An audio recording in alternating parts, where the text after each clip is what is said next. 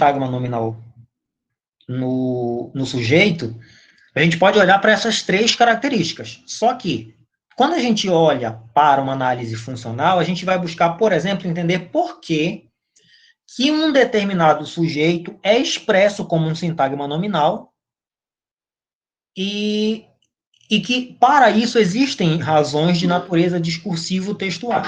Né? Então, não acontece aleatoriamente, eu tenho motivações para isso, e que fique muito claro para nós. Quando o texto trata de sintagma nominal, ele está falando da estrutura do nome, realmente. Né? Ele divide o que é sintagma nominal do que é forma pronominal. Tá? Então, os sintagmas nominais que nós vamos olhar realmente estão especificamente voltados para a constituição complexa, o uso de um nome ocupando o lugar desse sintagma nominal. E aí ela vai mostrar para nós, por exemplo, que essa escolha, né, quando você escolhe preencher o lugar, o argumento sujeito com um determinado nome, isso não é uma vontade de escolha do falante entre aquelas diversas opções, né? A gente volta para a gramática e lembra, que tipos de sujeito eu tenho? Eu tenho um sujeito que é determinado, ele está lá expresso, mas eu também tenho um sujeito que é indeterminado, ele também pode ser oculto, ele também poderia ser uma oração sem sujeito. Então, a primeira coisa que a professora Maria Helena indica para nós é o seguinte: quando eu escolho expressar esse sintagma nominal sujeito, eu tenho uma motivação discursivo-textual. Né? Não é qualquer, não foi sorteio da Mega Sena.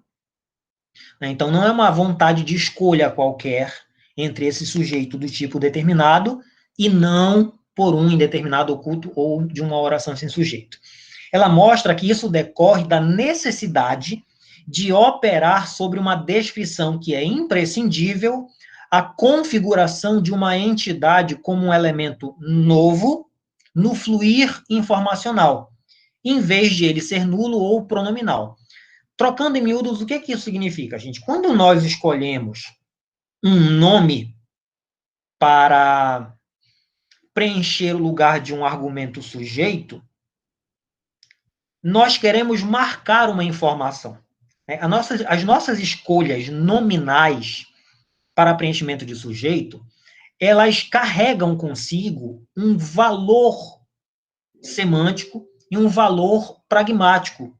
Porque se você, por exemplo, ocultar, ou se você se referir a esse sujeito por forma pronominal, como ele ou ela, você não acrescenta informações novas.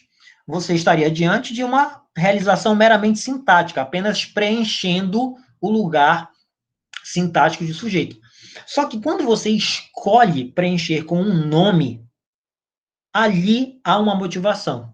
Né? E isso decorre justamente da necessidade de se operar uma descrição. Eu quero citar aquele sujeito, eu quero citar aquela palavra, aquela forma nominal, porque ela acrescenta, sim, informações necessárias, imprescindíveis à estrutura organizacional da interação. Então, para isso, quem leu o texto sabe que a professora Maria Helena de Moura Neves pega uma fábula chamada A Rã e o Boi. E que nessa narrativa, ela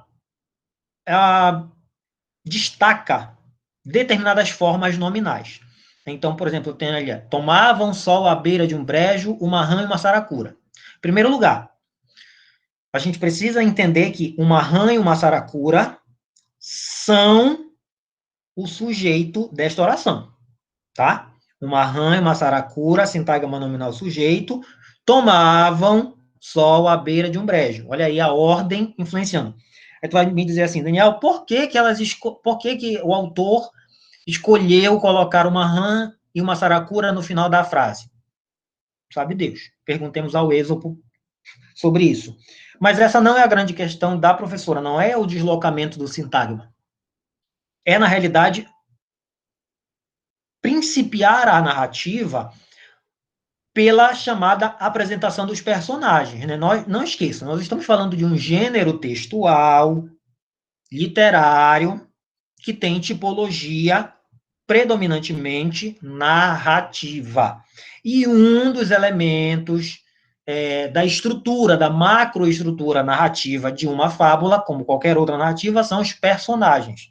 Então, eu preciso apresentá-los. Né? Quando eu digo tomavam sol à beira de um brejo uma rã e uma saracura, eu estou apresentando quem são os personagens, ou as personagens como o quê. Nisto, chegou um boi que vinha para o bebedouro. Aí surge um outro personagem. Percebam mais uma vez o deslocamento.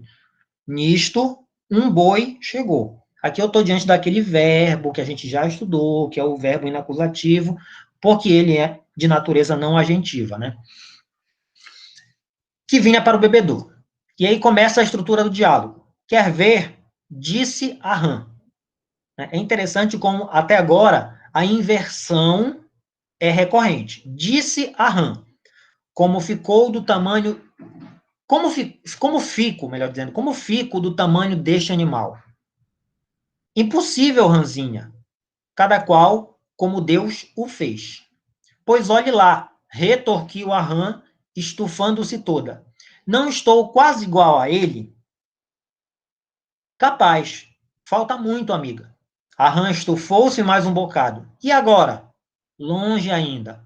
A rã fez um novo esforço. E agora? Que esperança. Né? A estrutura que é apresentada para nós, como vocês podem perceber nos destaques, tem predominantemente nomes preenchendo o lugar de sujeito. Né? Uma rã e uma saracura, um boi e a rã o tempo inteiro. Percebam que isso tem uma funcionalidade. Né? A nossa grande preocupação é, Daniel, o que explica isso? Né? Primeiro, a nossa primeira ideia, né, por exemplo, de escrita de texto, e isso aí os cursinhos ensinam à torta e à direita, de que você não deve repetir uma palavra no texto. Né? Você tem pronomes, você tem formas adverbiais para poder fazer referência a outros elementos já presentes no texto. Só que a gente vai perceber o seguinte, que aqui existe uma motivação para que a rã apareça tantas vezes. Né? Em primeiro lugar, lembrando que a introdução identifica esses personagens, e que serão esses 3 personagens que poderão se alternar nas 8 falas que vão aparecer. Então, olha só, eu tenho 3 personagens, e são esses 3 personagens que podem aparecer nas alternâncias de turno de fala. Eu tenho ali 8 falas, eu tenho ali marcadinhos os travessões indicadores disso. Só que, quando eu penso nisso, bora enxergar o seguinte, que o sujeito rã, ele é citado lexicalmente 4 vezes, né? Eu tenho ali a rã, aliás, na verdade 5, né? Esquecendo aliás, considerando a introdução são 5, mas nos diálogos são apenas 4. Eu tenho disse a rã, eu tenho retorquiu a rã, eu tenho a rã estufou-se e tenho a rã fez. Primeira coisa interessante. Todas as 2 vezes em que a rã aparece depois do verbo, nós estamos diante dos chamados verbos de sende. São verbos que indicam o uso da fala. Né? A rã disse, a rã retorquiu. Então, olhem aí, é interessante pensar por que nos 2 verbos de sende, a rã, que é sujeito, aparece posposta ao verbo. E nos 2 outros momentos em que a rã aparece, ela está anteposta ao verbo. Não são verbos de sende, são verbos que indicam uma determinada ação. Né? A rã estufou-se, a rã fez um novo esforço. A gente percebe que em nenhum momento do texto essa rã é citada pronominalmente. O que isso significa? Eu não retomo a rã dizendo ela. Né? E isso é muito, muito legal a gente perceber, porque quando eu olho para a estrutura do texto, eu lembro que lá em cima eu tenho a palavra saracura. Né? E a palavra saracura, por exemplo, é uma palavra que possui os mesmos traços morfológicos que a rã. Ela é tanto uma palavra feminina, quanto uma palavra singular. Ou seja, se eu substituísse a RAM por ela, esse processo de referencialidade poderia causar algum tipo de confusão. Né? A RAM, como está marcado aqui no terceiro ponto, é preterida durante a narrativa inteira. Ela não aparece em momento algum na narrativa. Né? Só que, embora ela seja preterida, essa saracura, no decorrer do texto, já que ela foi acionada textualmente lá em cima, ela poderia ser, sim, um ponto de referência caso o preenchimento fosse feito por um pronome de natureza feminina singular. Então, caso substituísse por ela, muito provavelmente o leitor poderia, em virtude das regras de concordância, relacionar o pronome ela à saracura. E aí, essa RAM é sujeito de 3 verbos intransitivos, e de um intransitivo, o que exige a sua natureza lexicalizada. Qual é o pensamento da professora Maria Helena de Moura Neves? Que pelo fato, isso a gente vai ver daqui a pouco, que pelo fato de os 3 verbos em que ela aparece, a RAM aparece, serem de natureza intransitiva, de fato, nós temos aí a necessidade de preencher essa palavra. Né? O sujeito, em verbos intransitivos, os estudos funcionalistas já demonstraram isso, que eles têm maior ocorrência de preenchimento do que verbos de natureza transitiva. Então, quando eu tenho, assim, a RAM disse, né, nessa estrutura, Daniel, mas disse não é um verbo de natureza transitiva? Ele é. Né, só que nessa estrutura, quando eu olho assim, disse a RAM, ele está ali fechado, num bloco. Disse a RAM. Né? A RAM retorquiu. A RAM estufou-se. A RAM fez. Né? Percebam que a natureza dessas 4 ocorrências prioriza verbos intransitivos. O que indica para nós que o lugar de sujeito, quando ele é usado junto a verbos intransitivos, tem uma predominância de lexicalização. Né? Traduzindo, quando eu tenho um verbo intransitivo, é muito mais frequente que esse sujeito seja lexicalizado e que ele não seja pronominalizado. Né? Isso aí não é uma tese. Isso, na realidade, já foi comprovado pelos estudos que foram desenvolvidos na gramática do português falado, que, inclusive, nós temos aqui no texto da professora. Né? Então, assim, quando a gente pensa nessa relação entre sujeito e, aliás, entre verbo e sujeito, a gente percebe que existem padrões de preenchimento argumental. Olha só a diferença que nós estamos enxergando agora de uma análise funcional para uma análise de uma gramática tradicional ou mesmo para a gramática gerativa. Eu não apenas estou dizendo que eu tenho um sujeito. Eu estou estudando, eu estou buscando compreender os padrões que preenchem esse tipo de lugar. Né? Que tipo de sujeito, que tipo de forma de sujeito preenche prioritariamente determinados verbos.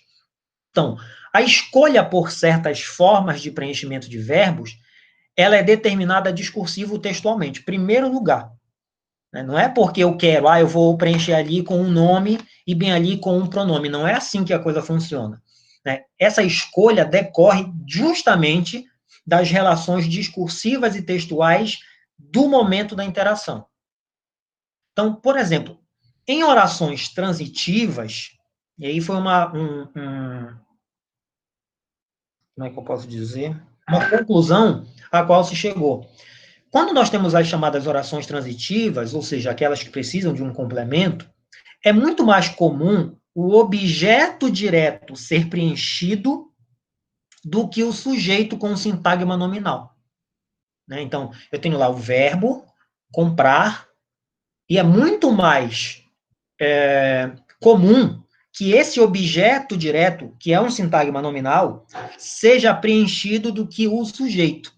uma vez que a posição dele é geralmente conhecida como uma informação dada, né? Então, quando eu penso, eu não estou aqui falando de frases prontas, como os livros didáticos muitas vezes trazem, ou as próprias gramáticas normativas. Eu estou falando de interações reais, tá? Que foram compiladas e descritas por um projeto que nós já vamos falar. Então, o que se enxerga é que, claramente, o sujeito, como nós já vimos, é um dado, ele certamente já apareceu em outros momentos da interação. Já o objeto direto, não. Ele é um novo, ele é parte de uma informação nova. Então, é muito mais produtivo o preenchimento nominal do objeto direto do que do sujeito quando eu tenho orações transitivas, tá? Outra coisa também a que se chega, como conclusão, é de que a ocorrência simultânea de sintagmas nominais nas duas posições é raríssima. Ou seja, eu tenho um sintagma nominal do sujeito e eu tenho também um sintagma nominal do objeto. Isso é muito raro. Por quê? Porque dificilmente se introduzem dois elementos novos simultaneamente. Vejam só, é raríssima. Eu não estou dizendo que é impossível, que nunca acontece. Tá? Mas quando a gente pega, lembrem-se, análise funcional pega dados reais. Analisando as interações, se comprovou que lançar um novo sintagma sujeito e um novo sintagma objeto é muito raro. Por quê? Dificilmente eu lanço duas informações novas ao mesmo tempo. Em geral, uma já foi dita, e aí eu preencho a segunda com uma informação nova. E aí, gente, percebam a diferença de se analisar isso. Porque eu tenho motivações interacionais. Não é apenas dizer, eu tenho um sujeito, eu tenho um verbo, eu tenho um objeto. Não é isso. Eu tenho essas posições, sim, mas a forma de preenchimento desses argumentos diferem as formas, e eu preciso também entender por que elas diferem. Quais são as motivações discursivo-textuais que determinam essas diferenças, tá? Gente, alguma pergunta aqui? Aqui o caldo vai ficar um pouquinho mais, porque a gente vai partir para exemplos. Não? Ok. Então, assim, trabalhando com os dados reais. O que é que significa isso, gente? Todo o projeto em torno da expansão da, da linguística funcional, e não apenas da sintaxe, mas da linguística funcional como um todo, surge junto com um projeto que no Brasil foi chamado de NURC, tá? Não sei se vocês já ouviram falar. Mas o projeto NURC significa Norma Urbana Culta. E é um estudo que compilou diversas falas espontâneas de diferentes modalidades de interação. Né? Então, o que a professora Maria Helena de Moura Neves fez? Ela pegou 5 inquéritos. O que é um inquérito? Não é um inquérito policial. Tá? O NURC trabalha com basicamente 3 inquéritos. Eu tenho o diálogo informante-documentador, que é quando eu tenho o informante respondendo às perguntas de alguém. Eu tenho o diálogo informante-informante, que é quando 2 informantes conversam. E eu tenho aqueles que são chamados de elocuções formais, que é quando você deixa o outro falar à vontade. Tipo assim, conte uma história da sua infância que tenha lhe marcado. E ele vai.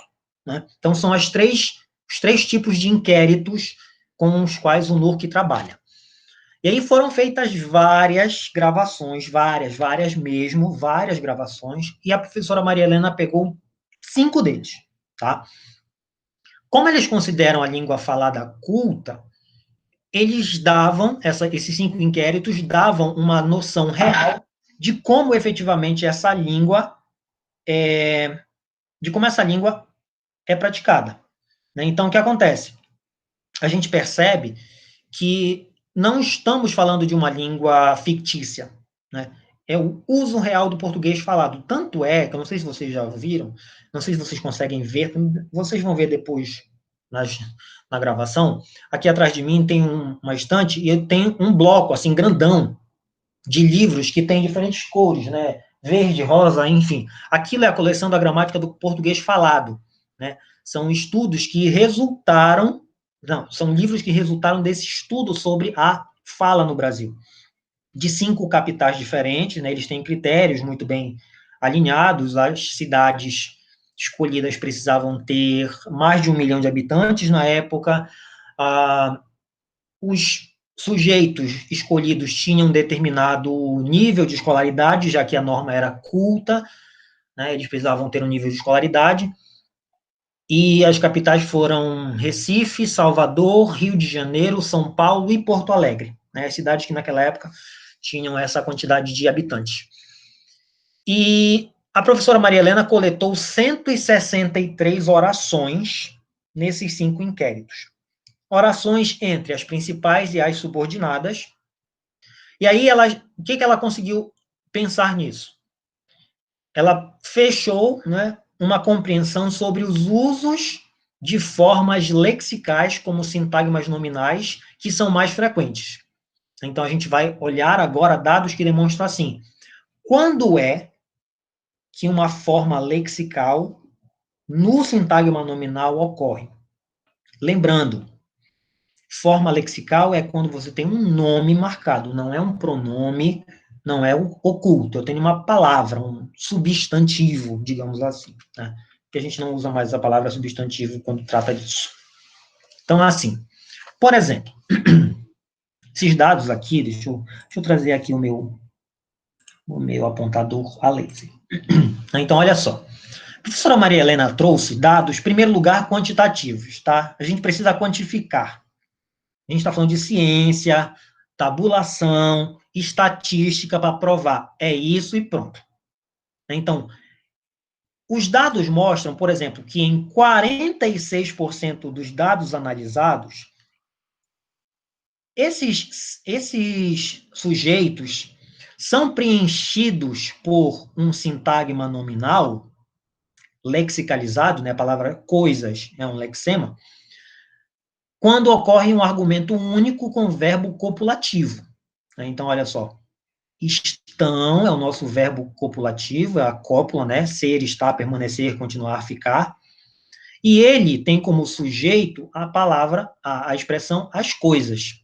As coisas estão muito confusas para eles. Percebam a estrutura. Então, as coisas é esse sintagma nominal sujeito, que preferencialmente ocorre diante de verbos copulativos em 46% dos resultados. E aí, para quem não entende, isso aqui é o código que vocês podem usar para encontrar os dados que ela usou. Eu vou já mostrar isso para vocês. Então, aqui, por exemplo, ela tirou esse dado de uma elocução formal, de um dado de São Paulo, no inquérito 405, que está nas páginas 188 e 189. Tá? Essa é a leitura que a gente tem que fazer. Em 69% dos casos, o que ela encontrou? Um argumento não agentivo, não preposicionado. Ou seja, quando eu tenho assim, ó, ele vai tentar usar esta criação. Percebam que o argumento não agentivo significa que ele não é sujeito, tá? Se ele é não agentivo, ele é não sujeito. E se ele é não preposicionado, ele não é objeto indireto. Ou seja, eu estou falando de um objeto indireto. Olha só, eu tenho um sintagma nominal preenchendo a posição de objeto de um verbo agentivo, porque alguém, ó, ele é o sujeito pronominal, ele já foi citado certamente nessa elocução, e eu preciso citar o que ele vai tentar usar. Então, eu tenho aqui a prova, em 69% dos casos, que o preenchimento de um objeto direto acontece por meio de um sintagma nominal. Em outros 69% dos casos, eu tenho um argumento não agentivo que é preposicionado. Então, olha só, eles ainda não se preocuparam com o problema. E aí eu vejo, ó, eu tenho o não agentivo, então ele não é sujeito, mas ele é preposicionado. Se ele é preposicionado, ele é um objeto indireto. Por que, Daniel, que eu tenho a possibilidade de falar de objeto direto como um sintagma nominal? Porque, lembrem-se, um objeto indireto é um sintagma preposicionado. Só que esse sintagma preposicionado é preposição mais sintagma nominal. Então, a ocorrência dele acontece em 69% dos casos quando eu tenho um argumento não agentivo preposicionado. Tá? Esses dados são, assim, exemplares. Né? Quando a gente observa os dados de toda a gramática do português falado, ou do projeto NURC, fica mais claro para a gente. E aí, também existem situações quando ocorrem as formas não lexicais. E aí vejam que há um outro estudo. Eu tenho preenchimento dos verbos, dos argumentos dos verbos, por formas que não são lexicais, ou seja, são formas pronominais. Quando é que isso acontece? Quando é que o português culto falado prefere preencher argumentos verbais com formas pronominais? Em 92% dos casos, é quando o argumento é agentivo, ou seja, tem um sujeito que é de um verbo transitivo direto. Então, ele é capaz de desenhar este animal. Né? Então, aqui a ideia de desenhar este animal é a ideia, é o verbo transitivo direto. Então, ele, em 92% dos casos, funciona, ocupa o espaço de um sujeito, de um verbo de natureza agentiva. Significa dizer que há uma preferência muito grande por pronomes ocupando o lugar de sujeito de verbos transitivos direto no português do Brasil. Né? Olha a diferença que há aqui de apenas falar em sujeito de predicado e de classificar o sujeito como sujeito determinado, indeterminado, oculto e afins. Né? Eu tenho dados que mostram, por exemplo, que quando se fala, que quando se está numa interação, a preferência dos sujeitos, de nós, falantes sujeitos, é de usar um pronome referencial. Por que isso acontece? Porque certamente nas nossas interações, esse referente do ele já foi citado. Né? Eu já disse quem é o ele em outro lugar e não vou precisar ficar repetindo. Em 77% dos casos, eu tenho um argumento único de verbo intransitivo. Né? Então, por exemplo, quando eu tenho um verbo intransitivo, eles ainda vivem em bandos. Esses vivem aqui é um verbo intransitivo. Então, em 77% dos casos, na estrutura da interação, o eles é retomado na posição do sujeito. E em 54% dos casos, quando eu tenho um argumento único de verbo copulativo, ela é pragmática. Resumo da ópera, gente, que fica muito claro para nós entre esses dados e esses dados. É que há uma preferência gigantesca pela ocupação das formas pronominais onde? No sujeito ou no objeto? Os dois dados nos mostram claramente o quê? Eles fatalmente ocupam a posição de sujeito. Eu tenho aqui, ó, 1, 2, 3, 4, 5 exemplos. Então, assim, predominantemente, quando nós falamos nas interações reais, volto a dizer, nós estamos falando das realizações práticas, usuais e reais da língua. No dia a dia, no cotidiano, nós, sujeitos usuários dessa língua, damos predominância aos pronomes para preencher o lugar de sujeito na maioria das nossas orações. Por que isso acontece? Uma das explicações é que, nas nossas interações, certamente esse sujeito já foi citado antes. Então, eu não preciso ficar repetindo o tempo inteiro. Né? Ele não é um novo, ele não é uma informação nova, ele é uma informação dada. Então, eu só faço retomá-lo por meio de formas pronominais, certo? Tem alguma dúvida até aqui, gente? Olha, não. Não tem alguém que só faz ligar e dizer assim, olha, não, tchau. Eu. Né? Então, assim, a análise que nós estamos vendo é uma análise muito mais prática. Né? A gente não está puxando um sintagma nominal para dizer se ele é um nome ou se ele é um pronome e indicar qual é a palavra que preenche esse espaço. Não. Nós aqui estamos dizendo que, na realidade, existe uma motivação. Né? E aí tem um trecho do texto, que eu, inclusive, não coloquei aqui, que faz uma reflexão muito bacana sobre a prática da sala de aula, quando diz assim, o autor, eu acho que é Maria Helena, ou é o Perini, não sei, não lembro agora.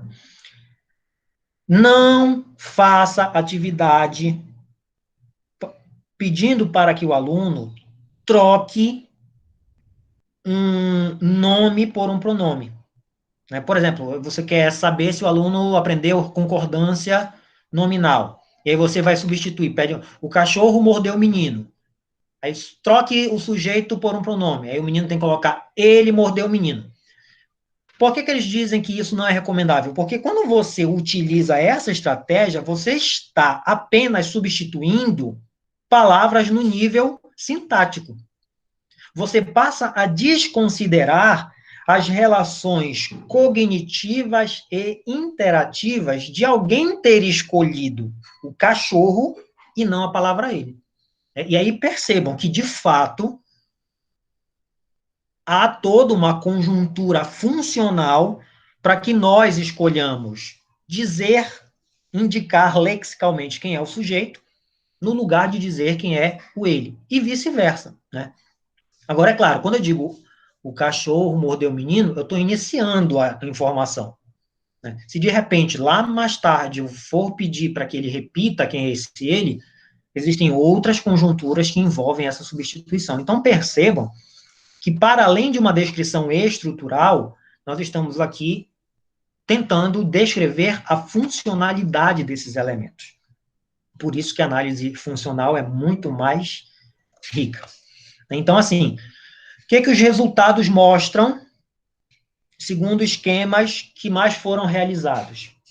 Primeiro, em 32 dos 78 casos que foram analisados, eu vou ter um argumento agentivo na posição de sujeito, de um verbo transitivo em forma pronominal. Olha só, esse sujeito de verbo ativo é muito mais preenchido por pronomes. E o argumento não agentivo, ou seja, o objeto, o complemento, quando ele é não preposicionado, ele é muito mais preenchido de forma lexical. Então, quando eu olho para os dados, lexicalmente, o objeto direto é muito mais produtivo do que o sujeito. Então, exemplos daqui, ó. Eles também precisavam acompanhar a imigração da casa. Esse aqui é um exemplo que a professora traz no inquérito 405 para mostrar isso, ó. O argumento pronominal de um sujeito, de um verbo transitivo, quem precisa acompanhar alguma coisa, ele é um verbo de natureza ativa, e aqui está o argumento, né? A migração da caça é essa forma lexical. Eu tenho aqui todo um sintagma nominal preenchendo o lugar de objeto. E quando eu tenho um argumento agentivo sujeito de verbo transitivo, ele ocorre de forma elíptica em 10 de 78 casos. Né? Então, por exemplo, e encostou as mãos na parede. Só para quem não sabe, o elíptico é esse sujeito que a gente chama, em geral, de indeterminado, aliás, de oculto, né? Que é possível a gente recuperar de alguma forma. Só que ele não é bem oculto, né? Já que eu posso recuperar pela morfologia flexional do verbo. Então, por exemplo, em 10% dos casos, ocorre o apagamento, ou seja, não ocorre nenhum item lexical e nem um pronome. o verbo encostar, encostar é um verbo transitivo, junto à sua forma lexical como um objeto, né? Um argumento não agentivo, não preposicionado. Então, qual é a grande sacada que a gente tem? Quando eu somo 32 com os 10, eu tenho 42 casos em que o sujeito não é lexicalizado. Olha aí. 42 de 78. Mais de 50% dos casos que a professora Maria Helena analisou, o sujeito não aparece como forma lexical. Ele aparece, em grande parte, como uma forma pronominal e, em menor parte, como uma forma elíptica. Mas quem se mantém ali lexicalizado é o objeto. Então, esses dados mostram para nós, de fato, uma coisa, gente, como é que a língua funciona.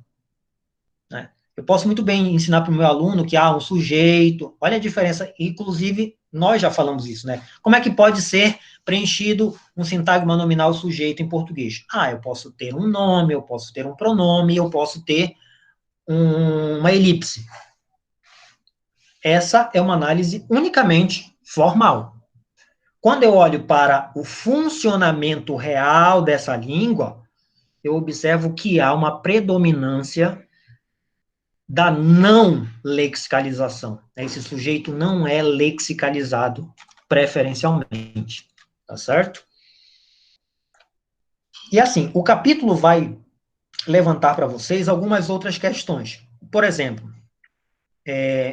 aqui eu vou apenas citar para vocês, porque o texto explicita isso melhor e vocês já com essa leitura agora conseguem compreender melhor. Por exemplo, ele vai mostrar que a expressão de sujeitos ocorre, como a expressão de sujeitos ocorre por meio de pronomes, né? O aparecimento dos pronomes não é também aleatória, tá? Existe uma obediência em termos de que tipo de pronome é esse, né? Ele se refere, por exemplo, a pessoas, ou ele aparece para se referir a coisas.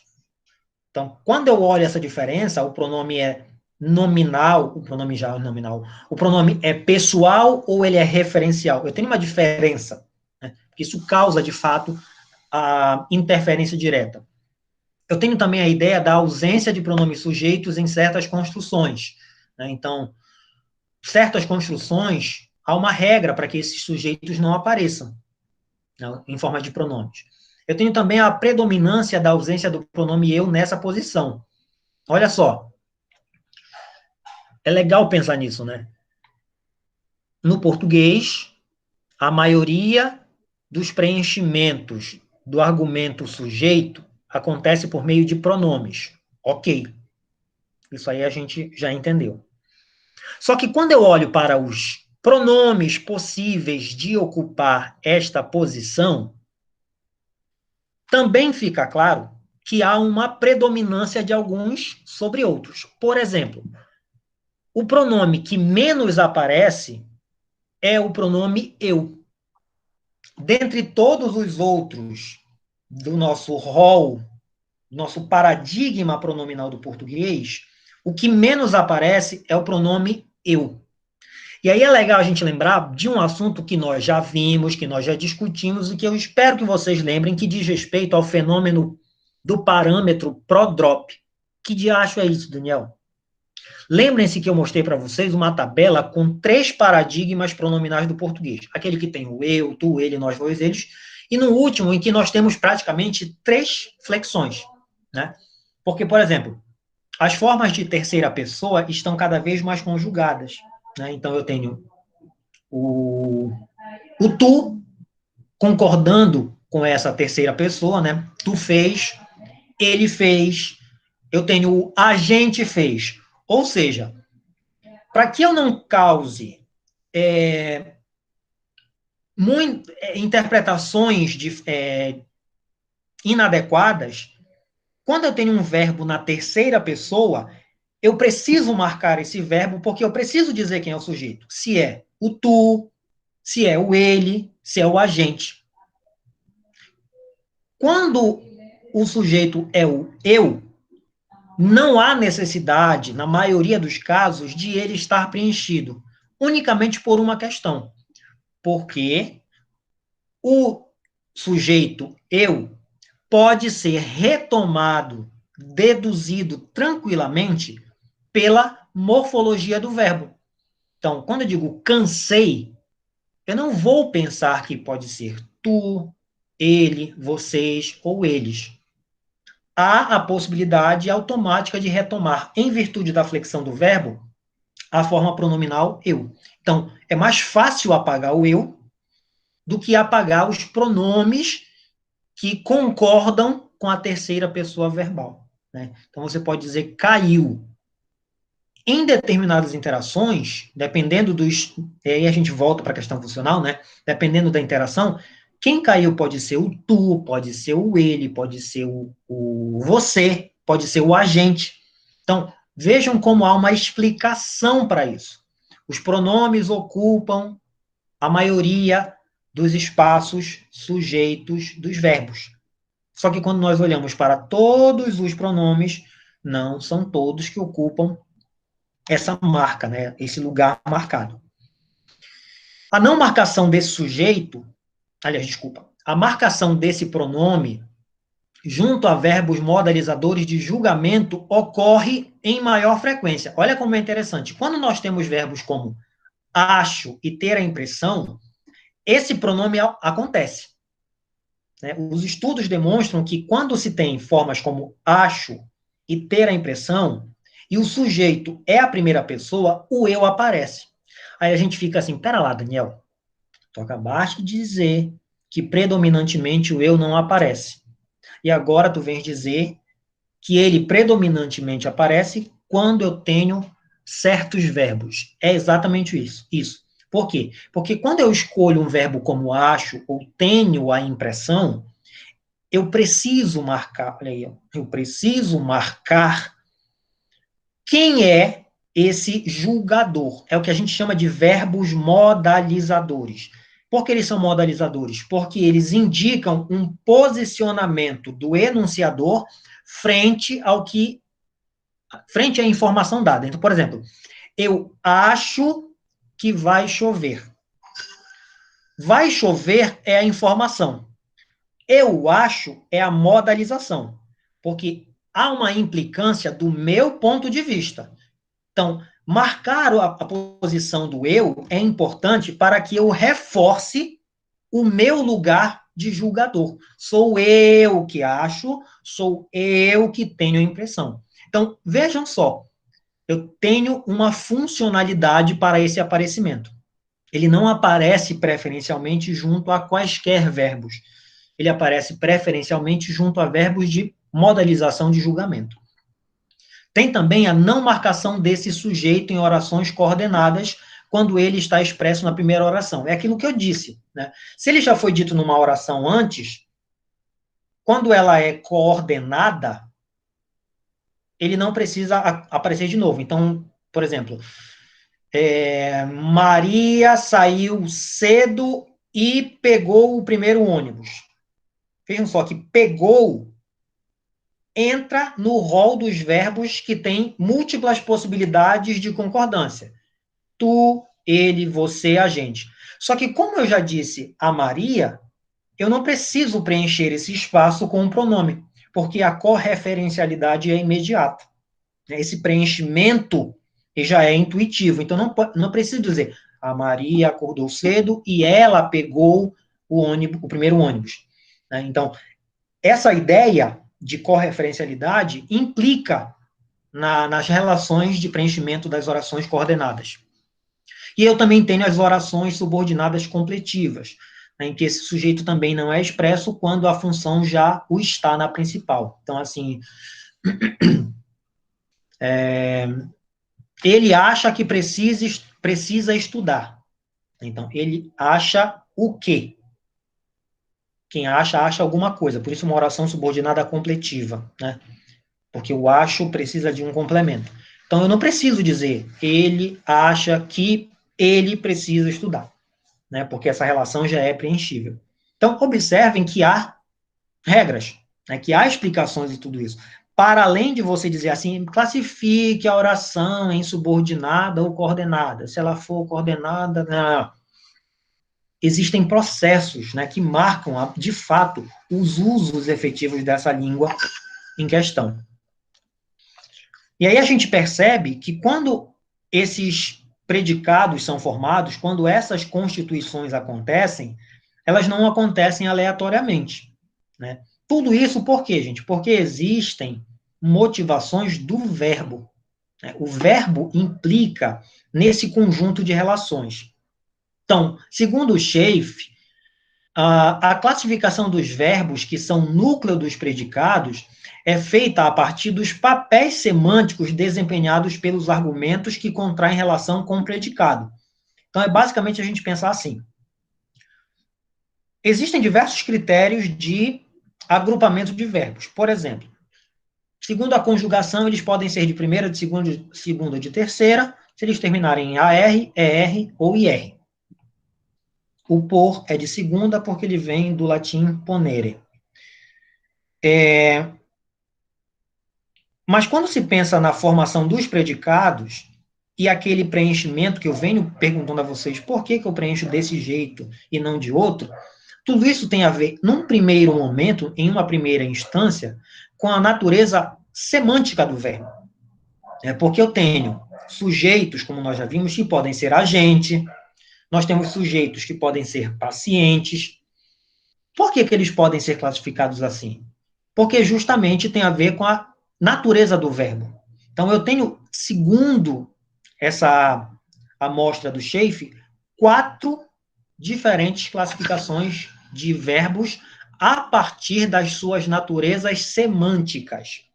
E aí, percebam, não estou falando de se ele é transitivo, direto, indireto, se ele é de ligação, se ele é intransitivo, não. Eu falo da natureza, do sentido que ele guarda. Então, por exemplo, o verbo é denominado de um verbo de ação se esse argumento ou seja, aquele que está na posição do sujeito, ele é um agente, tá? Unicamente. Eu só tenho esse argumento chamado de verbo de ação se na frente dele eu tiver, na frente em português, claro, se esse argumento sujeito, é um agente. Eu tenho também a possibilidade de ter verbos de natureza processual, ou seja, o verbo indica um processo. E, nesse caso, o argumento esse sujeito, ele é afetado ou ele é experimentador do sentido desse verbo. Ou seja, eu não estou falando de verbos de ação, de atitude.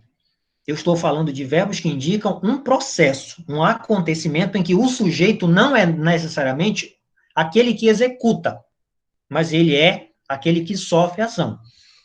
Só para esclarecer uma dúvida que talvez esteja aí pingando na cabeça de vocês. Pensem em 2 verbos que têm um traço semântico muito próximo, que é o traço da morte. Matar e morrer. Tá? Fulano matou é um verbo de ação. Fulano morreu é um verbo de processo, porque o fulano é afetado pela ação do verbo. Tá? Eu tenho também os verbos chamados de que indicam ação-processo. Olhem só. Ação-processo significa dizer que eu tenho argumento que está na posição do sujeito e que é agente causativo, e quando também há um argumento 2, que é o afetado ou efetuado. Ou seja, os verbos de ação-processo são conhecidos como os verbos transitivos. Né? O ação e processo são verbos de natureza, e eu estou falando de sintaxe, tá? São os verbos intransitivos, e o verbo de ação ou processo são chamados de transitivos, porque eu tenho um agente e eu tenho também um afetado, um efetuado. Então, João comprou livros, imaginem assim. João, o sujeito na posição o comprou, e os livros sofrendo a ação do ato da compra. E temos, por fim, os verbos de natureza de estado, em que nós temos um sujeito na posição que ele não é agente e não é causativo, e tampouco ele é afetado ou efetuado. Ou seja, são aqueles verbos de natureza copulativa. Né? Se eu digo Maria é bonita, percebam que Maria não age, Maria não causa nada, e que bonita não é nem efetuação de nada e nem afetação de nada.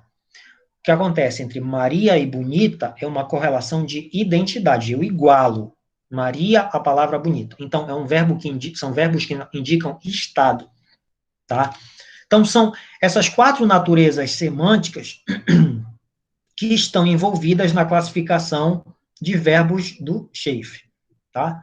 E aí, por exemplo, esse quadro está lá no material de vocês, que a gente vai especificar melhor para ver se vocês conseguem compreender. Eu não sei se alguém chegou a este ponto do livro, mas ele, de repente, pode causar assim, um baque bem grande. Então, por exemplo, quando a gente olha para esse quadro, nós temos os verbos, os 4 verbos que nós acabamos de ver, e temos o tipo de oração indicado, por esse verbo. Se o verbo é de ação, a oração é ativa. Se o verbo é de processo, ela é processiva, ativo-processiva ou uma estativa.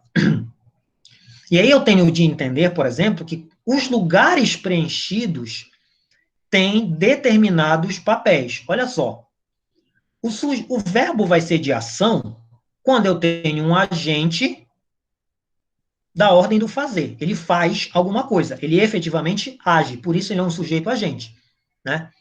E nesse caso, eu tenho argumentos que não são afetados, né? Lembrem-se, ele é um verbo de ação, ele tem apenas um sujeito agente e não tem argumentos. Portanto, ele sintaticamente é conhecido como verbo intransitivo, tá? Um verbo intransitivo ativo, tá? Fulano correu. Processo. Eu tenho um afetado ou um experimentador, porque o verbo indica algo da natureza do acontecer. Fulano morreu, tá? Aconteceu, ninguém fez nada. Eu sei, tá, e você vai dizer, mas se ele morreu, alguém pode ter matado. Sim, mas a estrutura da oração, por si só, não indica quem fez isso, né? A estrutura oracional indica apenas o fato acontecido. E, mais uma vez, por se tratar de um verbo intransitivo, processivo, eu não tenho afetados em nenhuma das outras posições argumentais, né? Isso quando eu falo de verbo. Quando é cópula mais predicativo, isso não existe, né? Eu tenho ação e processo, a oração de natureza ativa ou processiva, eu tenho obrigatoriamente um agente, que é causativo, e algo que preenche a relação do fazer e do causar. Então, a gente percebe, por exemplo, que aqui eu tenho alguém que faz e alguém que é afetado pela ação. E na questão do estado, eu tenho algo que é um sujeito que é inativo ou experimentador, né? Por que ele é inativo, gente? Porque ele não age, né? Fulano está dormindo. Fulano está dormindo é um verbo de natureza inativa. No caso, a cópula e o predicativo não são preenchidos, mas na natureza do verbo, ele, mais uma vez, é não afetado, né? Então, esse quadro resume as relações entre o verbo, a natureza semântica do verbo e quem? O sujeito. Percebam que o principal aqui é pensar a relação do sujeito e dos argumentos. Quando é que eu vou ter, de fato, um argumento 2 afetado? É apenas quando eu tiver verbos de natureza de ação e processo. É uma oração ativo-possessiva. Porque esse argumento 2 vai ser o quê? O objeto direto, tá? E aqui o texto tem vários exemplos, eu trouxe apenas um, apenas para elucidar a leitura de vocês, que é o exemplo do verbo pautar, né? O verbo pautar, segundo essa leitura, é um verbo que pode, por exemplo, ter diferentes significados, e em virtude desses diferentes significados, ele pode ter diferentes naturezas de preenchimento. Então, por exemplo, se eu tenho um agente para o verbo pautar, inevitavelmente ele é um verbo de ação. Mas em certas construções, ele pode ser também um verbo de uma oração ativo-processiva. Então, vejam só, eu posso dizer, ao usar o verbo pautar, um agente mais humano, e aqui isso aqui, gente, é um traço semântico, tá? A gente vai especificar melhor isso daqui a pouco. Esse mais humano significa dizer o quê? Que não basta ser um agente. Para que haja o ato de pautar, eu preciso que esse agente tenha necessariamente um traço mais humano. Não dá para você dizer assim que o gato pautou tal coisa, tá? Porque sujeitos para preencherem esse lugar em verbos, junto a verbos como pautar, eles precisam ter o traço mais humano. No caso de complemento, o que acontece? Primeiro lugar, esse complemento vai precisar ter a seguinte característica: ele precisa ser abstrato plural, tá? Quando eu me refiro às partes de um todo. Então, se o significado desse verbo é pôr em pauta, arrolar, eu posso muito bem dizer assim: o juiz arrolou os itens. Vejam só, o juiz, traço mais humano, pautou ação processiva, porque ele pautou algo. Nesse caso, ele pautou os itens. Não dá para você imaginar um cachorro pautando itens. A menos que você esteja numa fábula, e aí com uma fábula ele ganha traços mais humanos, mas é outra questão. Quando eu tenho, por exemplo, esse verbo significando calcular ou avaliar, eu tenho o agente mais humano, e o traço desse complemento é abstrato, e esse elemento abstrato, em geral, pode vir acompanhado da preposição por. Então, o juiz pautou pelo relatório. Então, digamos que um juiz deu uma sentença favorável ao réu. Aí alguém vai questionar por que ele foi inocentado. O juiz pautou pelo relatório, né? Ou pautou pelo processo. Então, ele avaliou, ele calculou a sentença a partir do processo que ele tinha em mãos. E aí a gente vai percebendo, né, que um verbo como pautar pode ter inúmeras significações. Por exemplo, a folha de papel com pauta, né? Vem aqui dessa natureza de que pautar pode ser riscar, especificamente com a pautadura. Pautadora, aliás. A pautadora é o objeto que marca os traços, os riscos numa folha de papel. Por isso que a gente chama aquilo de folha de papel com pauta. Né? Então, a pautadora é o objeto que lança esses riscos. E, fatalmente, quando eu tenho esse significado, o complemento precisa ser concreto. Por que ele precisa ser concreto? Porque eu preciso riscar em alguma superfície. Né? A menos que você esteja em um devaneio metafórico e você vai dizer, ele riscou as nuvens. Né? Mas aí as nuvens, gente, olha só como ganha uma nuance de suporte. Né? As nuvens passam a ser um suporte. Né? Riscou os pensamentos. Então, os teus pensamentos, metaforicamente, passam a ser um suporte físico em que algo foi feito. Né? Quando esse significado de pautar é orientar ou dirigir, eu posso ter, mais uma vez, o sentido abstrato de algo como a psicóloga pautou o trabalho. Né? Então, a coordenadora pautou por determinados parâmetros. Então, reino de concordância aqui. Né? E, por fim, a ideia de modelar ou regular.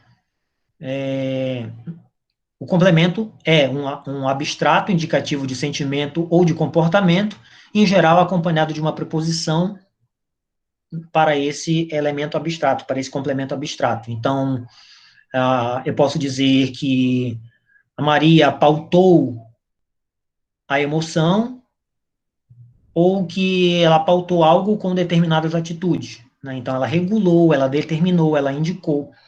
Então, o que significa isso para nós?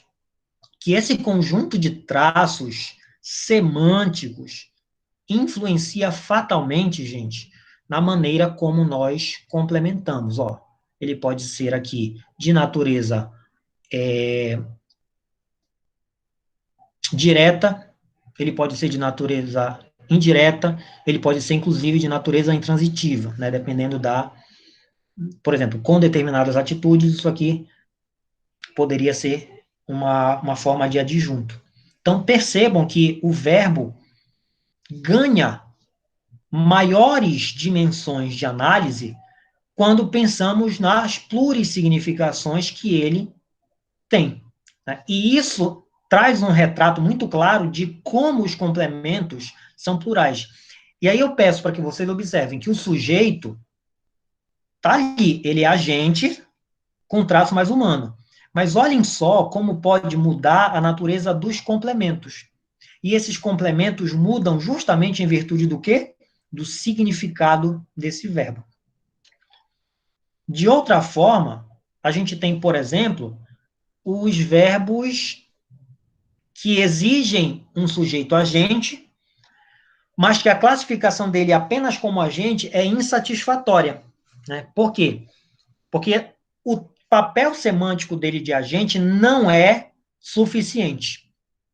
Eu preciso buscar outro elemento que é o traço semântico que esse agente tem. Ele pode ser, por exemplo, animado ou humano, né? Ele pode ganhar características de vida ou ele pode ganhar características de humano. E aí a professora Maria Helena de Moura Neves exemplifica o verbo brigar, que é um verbo de ação, né?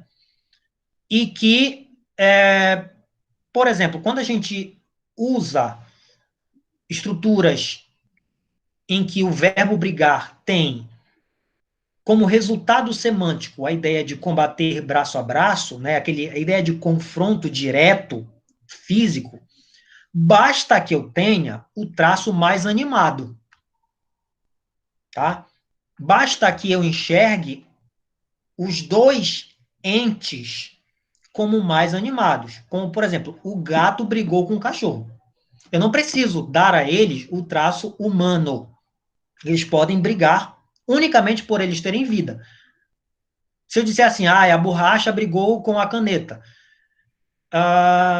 temos problemas, né, psicológicos, mas se eu pensar nisso, eu estou no âmbito da fantasia, de uma narrativa que pode ser fantástica, que pode ser fabulosa, da natureza da fábula, mas, inevitavelmente, puxa para a borracha e para a caneta o traço de elas terem vida, o traço animado.